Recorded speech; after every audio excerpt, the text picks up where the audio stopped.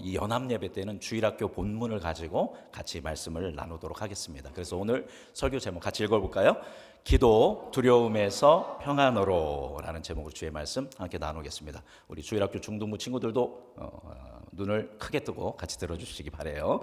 자, 우리가 삶을 살다 보면 여러 가지 어려움과 위기를 경험하게 됩니다. 그런데 그 어려움 앞에서, 그 위기 앞에서 사람들은 뭐를 느끼냐면 두려움을 느낍니다. 그죠?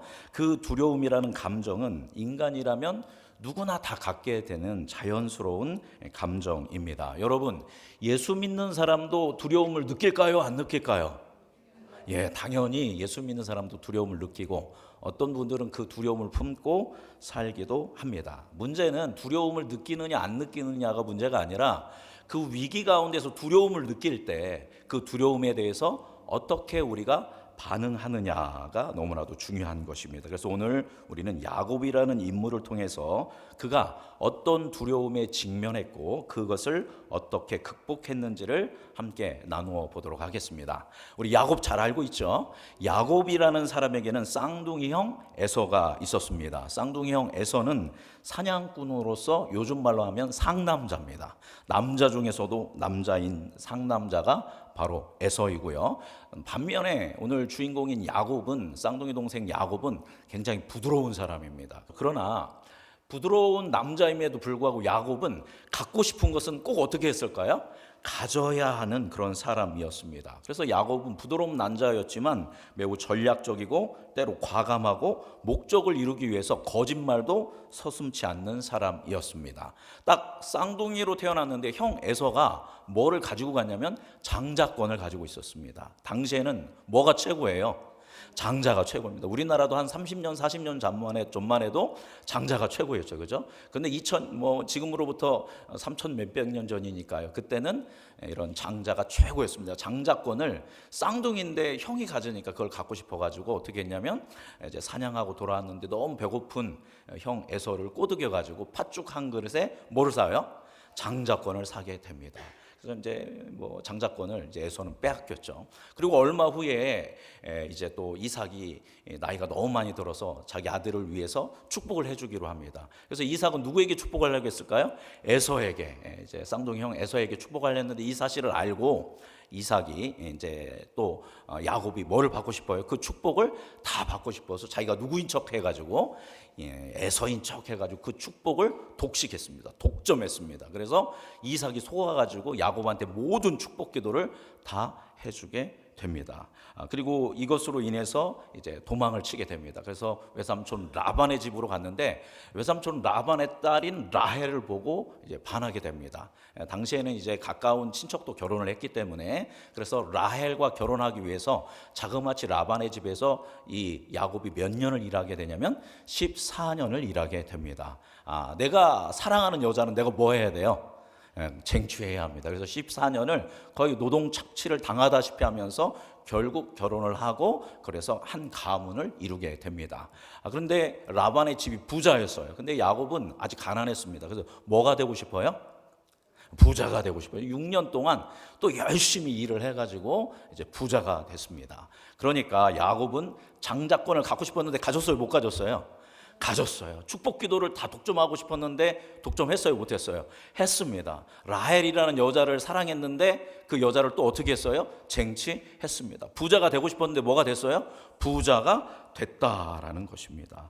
갖고 싶은 것은 꼭 가져야 하는 사람이고 여러 가지 권모술수를 행해서라도 그것을 이루어내는 사람이, 요즘 이런 사람을 우리는 좀 유능하다고 보지 않습니까? 굉장히 유능하고 탁월함을 가지고 있는 사람이 이 야곱이었습니다. 근데 가만히 보니까 외삼촌 라반의 집에서 자기가 부자가 되니까 마치 라반의 것을 빼앗은 것 같은 그런 분위기로 눈초리로 자기를 보니까 이거 분위기가 심상치 않다 해가지고 재산과 아이들 철을 데리고 아내들을 데리고 다 이제 도망을 치게 됩니다. 근데 하나님의 도우심으로 이제 라반이 쫓아오지만 그 모든 상황을 극복하도록 인도해 주시고 오늘 본문 말씀은 그래서 20년 동안의 그 떠돌이 생활, 그 멀리 떠났던 생활을 마무리하고 이제 고향 땅으로 돌아오기 직전의 상황입니다. 자, 그래서 야곱이 이제 고향으로 돌아오면서 야곱이 가장 큰 오늘 설교 제목처럼 뭐를 직면하게 되냐면 두려움에 직면하게 됩니다.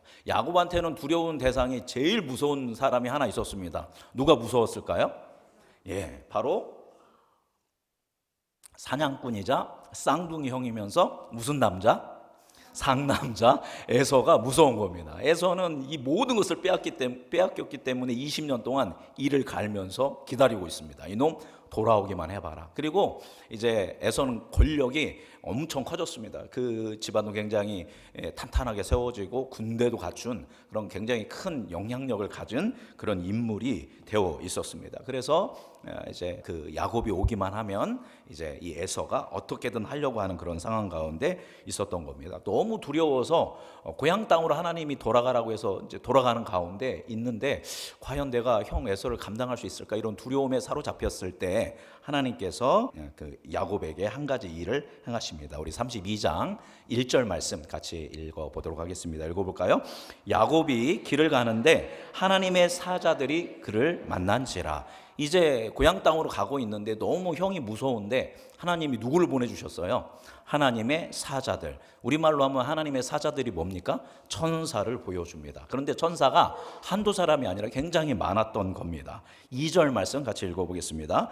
야곱이 그들을 볼 때에 이르기를 이는 하나님의 군대라 하고 그 땅 이름을 마하나임이라 하였더라. 딱 보니까 이 천사들이 마치 뭐처럼 보였어요? 하나님의 군대처럼 보였어요. 그래서 그 하나님의 사자를 만난 그곳 이름을 뭐라고 지었다? 하나님의 군대에서 마하나임이라고 지었습니다. 자, 여러분, 이제 에서를 만나기 전에 야곱이 하나님의 이 군대를 만났으니까 두려움이 없어졌을까요?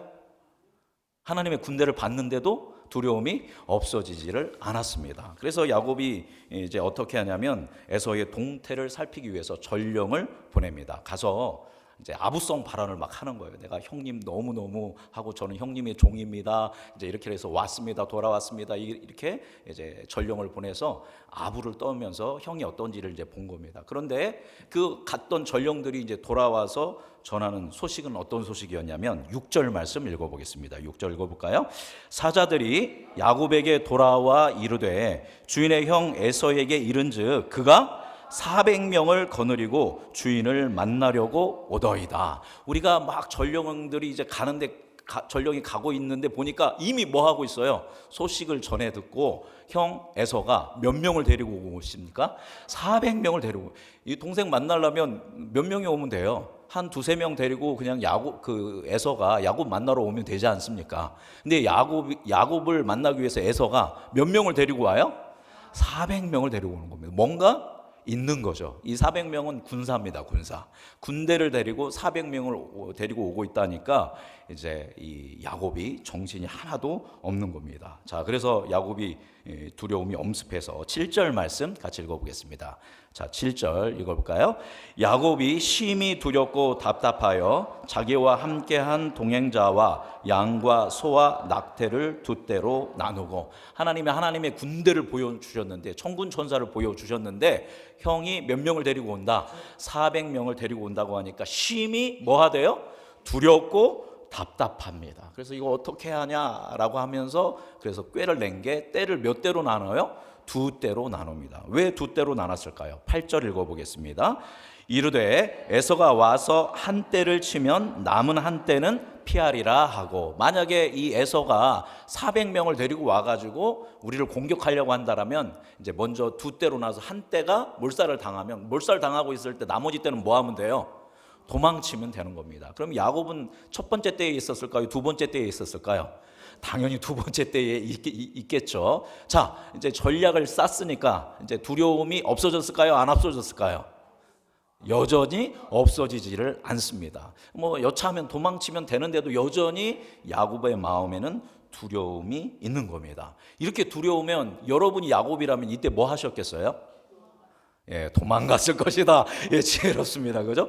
회피하고 도망쳤을 수도 있고, 또 어떤 분은 이제 우리 정답 제조기인 우리 장로님이 얘기하셨죠. 뭐 했을 거다? 기도했을 거다. 그래서 야곱도 이때 야 이거 내 힘으로 안 되겠다 해가지고 기도를 하게 됩니다. 그래서 뭐라고 기도하냐면 나의 할아버지인 아브라함의 하나님, 나의 아버지의 하나님인 이제 이삭의 여호와 하나님께서 저에게 이 고향 땅으로 돌아가라고 말씀하셔서 제가 고향 땅으로 돌아왔습니다.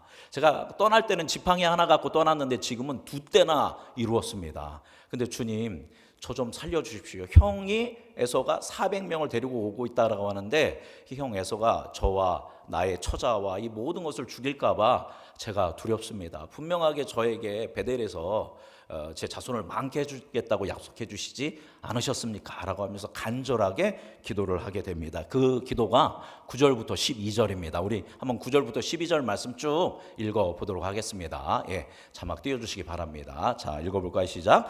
야곱이 또 이르되 내 조부 아브라함의 하나님 내 아버지 이삭의 하나님 여호와여, 주께서 전에 내게 명하시기를 내 고향 내 족속에게로 돌아가라. 내가 내게 은혜를 베풀리라 하셨나이다.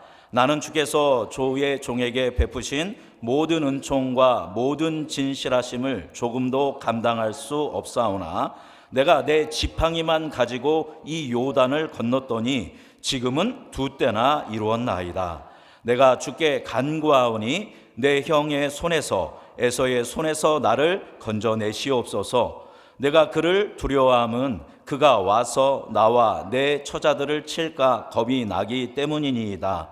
주께서 말씀하시기를 내가 반드시 내게 은혜를 베풀어 내 씨로 바다에 셀 수 없는 모래와 같이 많게 하리라 하셨나이다. 예, 이렇게 간절하게 자기에게 전심을 다해서 에서로부터 이 야곱을 좀 구해 주십시오 하면서 간절하게 하나님께 기도를 드렸습니다. 자, 여러분, 이렇게 간절히 기도를 드리니까 야곱의 마음에 두려움이 없어졌을까요? 기도했는데요. 예, 안타깝게 기도를 했는데도 여전히 야곱의 마음에 뭐가 있어요? 두려움이 사라지지를 않았습니다. 그래서 야곱이 또 잔머리를 이제 전략가니까 막 굴리는 겁니다. 기도를 했는데도 두려우니까 이거 또 내가 다른 방법을 좀 써봐야 하는데 해가지고 어떻게 하냐면 자, 형에게 뭐를 보내요? 뇌물을 보내기로 결정을 하게 됩니다. 자그마치 가축 몇 마리를 보내냐면 550마리를 보냅니다. 한 번에 보내면 안 될 것 같아서 세 대로 나눕니다. 얼마나 많이 보냈는지가 14절 15절 있습니다. 자, 14절 15절 이 야곱이 에서의 마음을 돌이키기 위해서 보낸 뇌물들입니다. 같이 읽어보겠습니다. 암염소가 200이요 순염소가 20이요 암양이 200이요 순양이 20이요 젖나는 낙타 30과 그 새끼요 암소가 40이요 황소가 10이요 암나귀가 20이요 그 새끼 나귀가 10이라. 총 몇 마리냐면 550마리의 가축을 형에게 보냅니다. 한 번에 보내면 형이 감동을 안 받을 것 같아서 이것을 세 대로 나눠서 183마리를 이제 보냅니다. 그럼 형이 지금 몇 명을 끌고 오고 있습니까, 여러분? 400명을 끌고 말을 타고 탁탁탁탁탁 하면서 누구를 치기 위해서, 야곱을 치기 위해서 오는데 갑자기 저기서 막 이렇게 먼지가 있으면서 보니까 뭐가 보여요? 소도 보이고 양도 보이고 낙타도 보이고 막 이런 겁니다. 그래서 니들은 누구냐? 그랬더니 그 사람이 얘기한 겁니다. 첫 번째 종이 저희는 당신의 종 야곱의 사람들입니다. 그럼 이건 뭐냐? 당신의 종 야곱이 형님 에서에게 보내는 예물입니다. 이걸 받아주십시오. 그러면 에서의 마음이 좀 뭐 할까요? 조금 풀리는 것 같겠죠. 또 탁탁탁탁 가고 있는데 또 저기 무리가 또 막 보이는 거예요. 니들은 누구냐? 당신의 종 야곱이 보낸 사람들입니다. 이건 뭐냐? 당신의 종 야곱이 형님 에서에게 바치는 선물입니다. 그건 또 마음이 뭐예요? 좀 풀리겠죠. 또 착착착착 가고 있는데 또 세 번째에 또 180여 마리의 이런 것이 보이는 겁니다. 너희들은 누구냐? 당신의 종 야곱이 보낸 사람입니다. 이건 뭐냐? 당신의 종 야곱이 보낸 선물입니다. 기가 막히지 않습니까? 아무리 화가 나도 이 많은 가축대를 보면서 조금씩 마음이 풀리면서 이 괘씸한 놈인 줄 알았는데 그래도 생각은 있네. 이렇게 이제 머리를 짠 겁니다. 누가요? 야곱이 이제 머리를 짜가지고 요 정도면 형님 마음이 풀리겠지라고 하면서 이 전략을 짠 겁니다. 우리 20절 말씀 읽어보겠습니다. 자, 20절 읽어볼까요? 또 너희는 말하기를 주의 종 야곱이 우리 뒤에 있다 하라 하니 이는 야곱이 말하기를 내가 내 앞에 보내는 예물로 형의 감정을 푼 후에 대면하면 형이 혹시 나를 받아주리라 함이었더라. 이렇게 뇌물을 보내면 형 마음이 풀어져서 혹시 형님이 나를 받아주시지는 않을까 하면서 이렇게 뇌물을 보냈습니다. 자, 그러면 이 정도 뇌물을 보냈으면 야곱의 마음에 두려움이 없어졌을까요? 안 없어졌을까요? 예, 여전히 마음에 뭐가 있어요? 두려움이 있는 겁니다. 형에 대한 두려움이 여전히 남아 있습니다. 그래서 어떻게 하냐면 이제 야복강이 이제 그 지점이거든요. 야복강을 건너면 되는 거거든요. 그래서 그 야복강에 도착해가지고 이제 그 강을 건너게 합니다. 그래서 자기의 모든 재산과 두 아내와 11명의 아들 다 보냅니다. 그리고 누구는 안 건넜을까요? 자기는 안 건넙니다. 다 건너고 자기만 안 건너요. 그리고 마지막 남아가지고 야복강가에 남아 있습니다. 자, 거기서 야곱이 여전히 두려우니까 여러분 뭐 하셨겠습니까? 예. 도망치시는 분은 없네요. 그죠? 이쯤이면 도망칠 수도 있는데 도망치지 않고 회피하지 않고 거기에서 기다립니다. 왜 있었는지는 모르겠어요. 있었는데 갑자기 누가 나타나냐면 하나님이 나타납니다. 근데 하나님이 아니라 하나님이 보낸 누구예요? 천사가 나타납니다. 성경에서 보면 하나님이 천사를 보내주시면 그를 하나님처럼 여기는 경우로 쓰여 있습니다. 그래서 천사가 나타나서 야곱이 그 천사를 보고 야곱이 이 천사가 뭐를 시작해요? 씨름을 시작합니다. 씨름을 밤새 씨름을 했는데 누가 이겼을까요? 야곱이 이깁니다. 그러니까 누가 져준 거예요, 사실. 하나님이 져주신 거죠. 그러면서 하나님이 야곱에게 네 이름을 이제 야곱이라고 하지 말고 뭐라고 해라? 이스라엘이라고 해라. 그렇게 하고 밤 세웠습니다. 그래서 학자들은 이게 씨름이 아니라 뭐다? 바로 기도한 것이다 라고 이렇게 해석을 합니다. 그래서 밤새 기도했다라고 해석하기도 하고 뭐 어떤 이들은 씨름으로 해석하기도 합니다. 어쨌거나 누구와 씨름한 거예요? 그 시간을 하나님과 씨름한 겁니다. 나를 하나님 뭐 해주셔야 합니다? 구해주셔야 합니다. 나를 살려주셔야 합니다. 밤새워 씨름하고 결국 그 씨름에서 이겨서 이름을 이제 야곱은 도둑놈 이런 뜻을 가지고 있는데 이스라엘은 하나님과 싸워서 이긴 자다라는 이름을 갖게 됩니다. 그렇게 해서 이제 해가 탁 떠오릅니다. 분이엘에서 해를 뜨면서 그 햇살을 맞이하면서 이제 이 사람이 뭐를 건널까요? 야복강을 건너가게 됩니다. 자, 이쯤에는 제가 여러분한테 질문 하나 던지겠죠. 계속 던진 질문 뭐죠? 야곱에게 두려움이 없어졌을까요? 네, 없어졌습니다. 그죠? 두려움이 없어지고 그 마음에 뭐가 생겼냐면 평안함과 담대함이 비로소 생깁니다. 그래서 이번에는 어떻게 하냐면 여태까지 야곱은 제일 뒤에 있었거든요. 이 형이 이제 거의 다 도달할 쯤 이 모든 무리에서 가장 어디로 가냐면 앞으로 가게 됩니다. 이제 그 마음이 담대해졌다라는 거죠. 그래서 가장 앞으로 가서 형을 맞이하게 됩니다. 자, 여러분 어떤 일이 일어났을까요? 이제 말을 타고 차닥차닥 오는데 형인 이제 에서 어떤 남자요? 상남자가 뭐 그 말을 타고 와서 내리자마자 달려와가지고 뭐를 했을까요? 부둥켜 안고 서로 뭐를 흘려요? 눈물을 흘리면서 감동적인 재회를 하게 됩니다. 예, 이것이 오늘의 말씀 전부입니다. 자, 말씀을 정리하면 이런 겁니다. 야곱은 인생의 가장 큰 위기인 에서 앞에서 너무 두려웠고 두려움을 극복하기 위해서 자신이 가지고 있는 지혜와 가지고 있는 물질과 이런 것을 총동원을 해서 형을 어떻게 해서든 구워 삶아 보려고 했습니다. 두 때로 나누기도 하고 또 뇌물을 보내기도 했습니다. 그러나 여전히 마음에 뭐가 있었어요? 두려움을 떨치지 못했다라는 것입니다. 사라지지 않았습니다. 그래서 그는 기도했습니다. 기도했는데 없어졌어요? 안 없어졌어요? 처음에 안 없어졌습니다. 그러나 또다시 기도했습니다. 그렇게 전략적으로 자기 인간적인 방법으로 다 해보고 기도도 해보고 안 됐지만 끝까지 야곱은 기도했던 것입니다. 그리고 그 기도를 통해서 결국은 두려움을 뛰어넘어서 회피하거나 도망하지 않고 상황을 직면하고 그 상황을 극복하게 되었던 것을 봅니다. 우리 음성중학교 모든 성도님들도 이런 수많은 두려움들이 있을 때 우리가 열심히 노력해야 합니다. 위기를 극복하기 위해서. 그러나 우리의 힘만으로 되지 않기 때문에 우린 그 순간 뭐를 해야 돼요? 기도하는 여러분이 되기를 바랍니다. 그런데 오늘 말씀에서 잘 기억해야 할 게 하나 있는데 이 야곱이 이 위기와 두려움을 극복하기 위해서 그가 전략과 기도를 통해서 야곱이 극복한 것 같지만 사실 알고 보면 이게 야곱이 극복한 게 아니라는 것입니다.